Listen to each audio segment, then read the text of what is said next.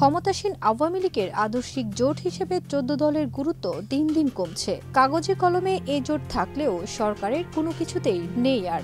আওয়ামী লীগ ও জোটের শরিক কয়েকটি দলের নেতারা বলছেন, টানা ক্ষমতায় থাকার কারণে আওয়ামী লীগের কাছে একসময়ের গুরুত্বপূর্ণ জোটটির কদর কমে গেছে। আওয়ামী লীগের নীতি নির্ধারণীয় পর্যায়ের কোনো নেতা জোটের শরিকদের রাজনৈতিক অক্ষমতা তুলে ধরে বলেছেন, শরিক দলগুলো তাদের কাছে একরকম বোঝা হয়ে উঠেছে। অবশ্য ১৪ দলীয় জোটের সমন্বয়ক আওয়ামী লীগের উপদেষ্টা পরিষদ সদস্য আমির হোসেন আমু দেশ রূপান্তরকে বলেন, ১৪ দল আছে, ১৪ দল থাকবে। জোটের শরিক জাতীয় সমাজতান্ত্রিক দলের সভাপতি হাসানুল হক ইনু স্বীকার করেছেন যে একসময় ১৪ দলীয় জোটের জৌলস ছিল, এখন সেটি নেই। এটাকে একেবারে রাজনৈতিক উত্থান পতন হিসেবে দেখছেন তিনি।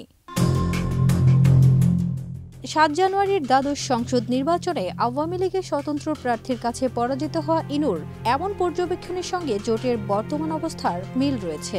আওয়ামী লীগের সঙ্গে ২৩ দফার ভিত্তিতে ২০০৪ সালে প্রতিষ্ঠিত আদর্শিক এ জোটের কর্মকাণ্ড চোখে পড়ে না।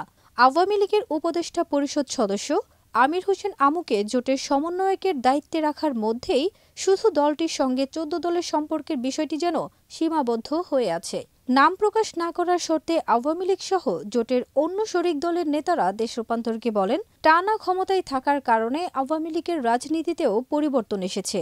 অবশ্য গত শুক্রবার আওয়ামী লীগ সাধারণ সম্পাদক ওবায়দুল কাদের সংবাদ সম্মেলনে বলেন, ১৪ দলের জোটকে মুক্তিযুদ্ধের পক্ষের শক্তি হিসেবে কাছে টানতে হবে, সবকিছু মিলিয়ে নিজেদের প্রস্তুতি নিতে হবে, এর উপর নির্ভর করে পরিস্থিতি মোকাবেলা করা হবে।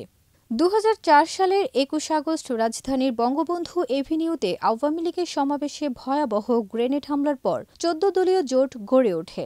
বাংলাদেশের ওয়ার্কার্স পার্টি, সাম্যবাদী দল, গণতান্ত্রিক মজদুস পার্টি, জাসদ, গণতন্ত্রী পার্টি, ন্যাপ, গণ আজাদী লীগ, কমিউনিস্ট কেন্দ্র, বাসদ, তরিকত ফেডারেশন ও আনোয়ার হোসেন মঞ্জুর নেতৃত্বাধীন জাতীয় পার্টিকে নিয়ে এ জোট গঠন করা হয়।